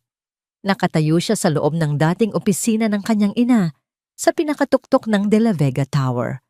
Ang silid ay malawak na may mga floor-to-ceiling glass windows na nagpapakita ng 360-degree view ng buong Metro Manila. Sa loob ng maraming buwan, mas pinili niyang magtrabaho sa satellite office. Ngayon lang niya naramdaman na handa na siyang upuan ng trono. Ang lugar ay halos hindi niya binago. Nananatili roon ang mga lumang kasangkapang naraang mga koleksyon ng libro at ang isang malaking oil painting ng kanyang ina na nakasabit sa likod ng malaking mesa. Tila naroon pa rin ang diwa ni Consuelo, nagmamasid at gumagabay. Pumasok si Attorney Teodoro, may dalang isang folder. Eileen, sabi nito na may ngiti. Magandang balita. Ang unang batch ng mga scholar ng Consuelo de la Vega Foundation ay napili na. 100 estudyante mula sa iba't ibang probinsya. Lahat sila ay top-notchers ngunit walang kakayahang mag-aral sa kolehiyo. Binuksan ni Eileen ang folder. Nakita niya ang mga litrato ng mga kabataang puno ng pag-asa, mga kwento ng kanilang mga pangarap, maging doktor, inhinyero, guro. Isang mainit na pakiramdam ang dumaloy sa kanyang puso. Isang bagay na mas totoo at mas makabuluhan kaysa sa malamig na kasiyahan ng paghihiganti. Sila ang tunay na pamana ni Mama. Mahinang sabi ni Eileen. Ang iyong ina ay magiging napaka-proud sa iyo, sabi ng matandang abogado. Hindi dahil sa kung paano mo pinrotektahan ang kanyang kumpanya, kundi dahil sa kung paano mo pinagpatuloy ang kanyang puso. Nang makaalis si Attorney Teodoro, umupo si Eileen sa malaking leather chair sa likod ng mesa. Sa unang pagkakataon, naramdaman niyang bagay siya roon. Kinuha niya ang isang naka-frame na sulat mula sa isang drawer. Ito ang huling sulat ng kanyang ina, ang sulat na natagpuan niya sa safety deposit box. Binasa niya muli ang mga huling linya. Protektahan mo ang iyong sarili, protektahan mo ang iyong puso, at tandaan mo anak kita. Mas malakas ka kaysa sa inaakala mo. Kapag dumating ang bagyo tumayo ka, napatayo siya at lumapit sa bintana, pinagmasdan ang abalang lungsod sa ibaba. Ang bagyo ay dumating at umalis na. At siya tulad ng habili ng kanyang ina ay nanatiling nakatayo. Ngunit hindi lang siya basta nakatayo. Siya ay lumago. Ang mga ugat niya ay mas lumalim at ang kanyang mga sanga ay mas umabot sa kalangitan. Naintindihan niya na ngayon, ang tunay na pamana ng kanyang ina ay hindi ang bilyon-bilyong piso. Ito ay ang lakas na itinanim nito sa kanyang puso, ang lakas na magtiis, ang lakas na lumaban, at higit sa lahat ang lakas na magpatawad, hindi para sa iba, kundi para sa sarili. Ang paghihiganti ay tapos na. Ito ay isang kabanata na kailangan niyang pagdaanan upang mahanap ang kanyang sarili, ngunit hindi ito ang kanyang buong kwento. Ang kanyang kwento ay ngayon palang nagsisimula. Kinuha niya ang kanyang telepono, hindi para alamin ang balita tungkol kina Dennis o Maureen, kundi para tawagan ang pinuno ng pundasyon. Gusto kong doblehin ang pondo para sa susunod na taon. Sabi niya ang kanyang boses ay puno ng sigla at layunin. At gusto kong magtayo ng mga programa para sa mga kababaihan na gustong magsimula ng sarili nilang negosyo. Tawagin natin itong The Phoenix Initiative. Habang nagbibigay siya ng mga utos ang papalubog na araw, ay nagpinta sa kalangitan ng mga kulay ginto at kahel. Ang liwanag ay tumama sa kanyang mukha at sa unang pagkakataon, sa loob ng mahabang panahon, isang tunay at payapang ngiti ang sumilay sa kanyang mga labi. Hindi ito ang nangiti ng isang taong nanalo sa isang laban, kundi ang ngiti ng isang taong nakahanap ng kanyang tunay na kapayapaan. Hindi na siya si Eileen ang biktima o si Eileen ang tagapaghiganti. Siya na ngayon si Eileen de la Vega, ang babaeng kayang harapin ang anumang bagyo ang reyna na hindi nagmana ng isang kaharian, kundi nagtayo ng sarili niyang imperyo mula sa abo ng kanyang nakaraan. At sa ilalim ng kanyang pamumuno, marami pang buhay ang kanyang babaguhin, marami pang pangarap ang kanyang tutuparin. Ang pamana ng lakas ay magpapatuloy. Ang mga sumunod na buwan ay nagdala ng isang bagong uri ng kapayapaan kay Eileen. Ang bigat ng galit at pighati ay napalitan ng bigat ng responsibilidad, isang responsibilidad na malugod niyang tinanggap. Ang kanyang mga araw ay napupuno ng mga pagpupulong sa De La Vega Holdings at sa pagbisita sa mga komunidad na tinutulungan ng kanyang pundasyon. Sa mga ngiti ng mga iskolar na kanyang natulungan, natagpuan niya ang isang uri ng kasiyahan na hindi maibibigay ng anumang paghihiganti. Isang hapon, habang abala siya sa pag-aaral ng mga bagong proposal para sa The Phoenix Initiative, pumasok ang kanyang executive assistant na may hawak na isang sobre. Hindi ito ordinaryong sobre. Gawa ito sa makapal at mamahaling papel na kulay ivory at sa likod nito ay may selyong wax na may nakaukit na letrang Div sa isang masalimuot na disenyo. Ipinadala po ito sa pamamagitan ng isang pribadong courier, ma'am, sabi ng assistant. Walang return address, tanging ang selyo lamang. Kinuha ni Eileen ang sobre. May kakaibang bigat ito, hindi lang sa pisikal, kundi sa kasaysayan na dala nito. Maingat niyang binuksan ito. Sa loob ay isang sulat na kasulat sa isang eleganteng ngunit matigas na sulat kamay. Hija Eileen ako, si Leopoldo de la Vega, kapatid ng iyong yumaong ama, at ang kasalukuyang pinuno ng ating pamilya. Sumusulat ako upang ipaabot ang aking pagkabahala. Ang pangalang de la Vega ay kumakatawan sa tradisyon dangal at 100 taon ng pagnenegosyo. Ang bigla mong paglitaw at ang iyong sentimental na pamamalakad ay nagdudulot ng alalahanin sa angkan. Ang imperyong itinayo ni Consuelo, gaano man ito kalaki, ay nagsimula sa yaman ng De La Vega. Mayroon kaming karapatan dito. Nais naming imungkahi ang isang mapayapang pagsasama-sama ng ating mga interes. Isang pulong. Pag-usapan natin kung paano maibabalik sa tama ang lahat. Huwag mong ipagkamali ang imbitasyong ito bilang isang simpleng mungkahi. Isa itong babala. Lubos na gumagalang Leopoldo de la Vega nanlamig ang mga kamay ni Eileen. Ito na, ang pamilyang tinalikuran ng kanyang ina. Ang mga anino mula sa nakaraan. Agad niyang ipinatawag si Attorney Teodoro. Pagdating ng abogado, ipinakita niya ang sulat. Isang malalim na buntong hininga ang pinakawalan ni Attorney Teodoro. Kinakatakutan kong darating ang araw na ito, sabi niya. Si Leopoldo, siya ang panganay ang pinuno ng angkan, isang tradisyonalista. Hindi niya matanggap kailanman ang pag-alis ng iyong ina. Para sa kanya, ang ginawa ni Consuelo ay isang pagtataksil sa pamilya. Ano ang gusto niya pera? Tanong ni Eileen. Higit pa sa pera, Eileen. Gusto niya ng kontrol.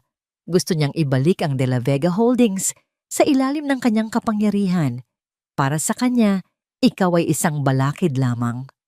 Kinabukasan lumabas ang isang artikulo sa isang kilalang business newspaper. Ang pamagat, ang milyonaryong tagapagmana, may kakayahan o swerte lamang. Ang artikulo ay banayad ngunit puno ng lason. Kinuwestiyon nito ang kakayahan ni Eileen, tinawag ang kanyang mga gawaing pangkawanggawa na isang distraction at ipinahiwatig na ang De La Vega Holdings ay nangangailangan ng isang mas may karanasang kamay upang mapanatili ang katatagan nito. Walang pangalan na binanggit, ngunit malinaw kung sino ang nasa likod nito. Ito ang unang salvo. Sa sumunod na board meeting, ang tensyon ay ramdam sa hangin. Ipinipresenta ni Ginoong Federico ang lingguhang ulat sa stock market. May kakaiba akong napapansin sa huling 2 linggo. Sabi ng matandang accountant, ang kanyang noo ay nakakunot. May isang entity na nagtatago sa ilalim ng iba't ibang broker na paunti-unting bumibili ng ating mga publicly traded shares. Maliit lang ang bawat transaksyon sapat upang hindi makatawag ng pansin. Ngunit kapag pinagsama-sama, nakakuha na sila ng halos 2% ng ating kabuuang shares. Tumingin si Eileen sa paligid ng conference table. Nakita niya ang pag-aalala sa mukha ni Attorney Teodoro. Nakita niya ang sinabi ko na sayo, na tingin mula kay Ginoong Arturo, ang miyembro ng board na laging may pagdududa. Doon niya naintindihan ang sulat, ang artikulo, ang pagbili ng mga shares. Hindi ito magkakahiwalay na pangyayari. Ito ay isang organisadong pag-atake. Ang digmaan ay hindi pa parating. Nagsimula na pala ito nang hindi niya namamalayan. Ang conference room ay binalot ng isang mabigat na katahimikan pagkatapos ng ulat ni Ginoong Federico. Si Ginoong Arturo ang unang bumasag nito. Ito na nga ba ang sinasabi ko? Sabi niya, ang kanyang boses ay kalmado ngunit may pahiwatig ng paninisi. Ang ating pagiging laman ng balita, ang mga gawaing pangkawanggawa. Ginawa nitong target ang kumpanya. Ipinapakita nito sa ating mga karibal na tayo ay malambot. Si Don Leopoldo ay isang buwitre. Nakaramdam siya ng dugo sa tubig. Hindi ito kahinaan, Arturo. Matigas na sagot ni Eileen, ang kanyang mga mata ay nakatitig sa matandang lalaki. Ito ay pagpapakita ng bagong direksyon. Ngunit tama ka sa isang bagay. May umaatake sa atin at kailangan nating tumugon. Ang pinakamainam na depensa ay ang pagpapalakas ng ating mga pader. Mungkahi ni Arturo. Mag-issue tayo ng mga bagong share, i-dilute ang kanilang hawak, mag-focus sa pagpapataas ng kita. Hindi ang putol ni Eileen. Ang isang salitang yon ay nagpatigil sa lahat. Ang pagtatanggol ay nangangahulugang hinahayaan natin silang magtakda ng laro.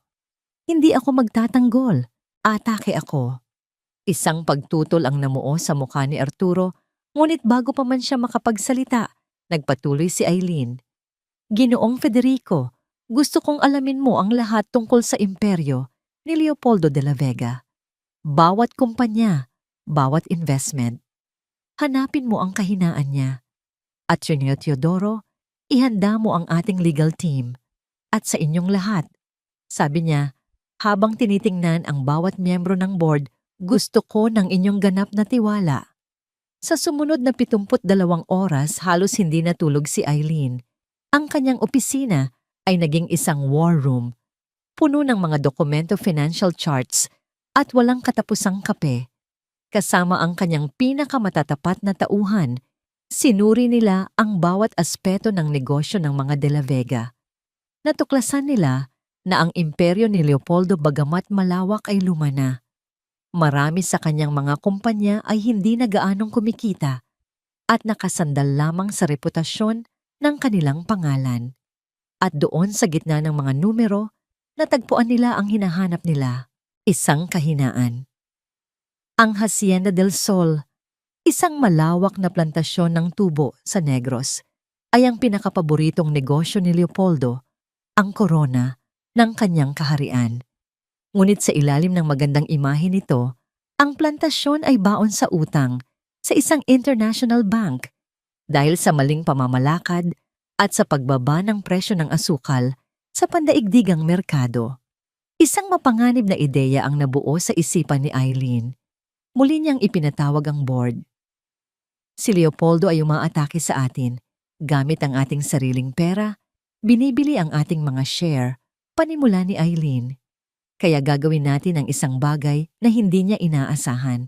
Hindi natin poprotektahan ang ating mga share, bibilhin natin ang utang ng Hacienda del Sol. Natigilan ang lahat. Maging si Attorney Teodoro ay nagulat. Eileen, yan ay napakadelikado. Babala ni Arturo. Ibig sabihin, gagamitin natin ang malaking bahagi ng ating cash reserves para bilhin ang isang depektibong asset.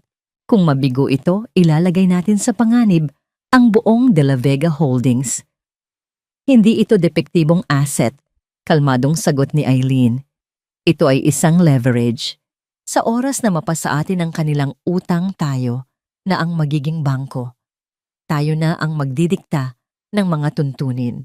Bawat galaw ni Leopoldo laban sa atin, hihigpitan natin ang tali sa kanyang leeg.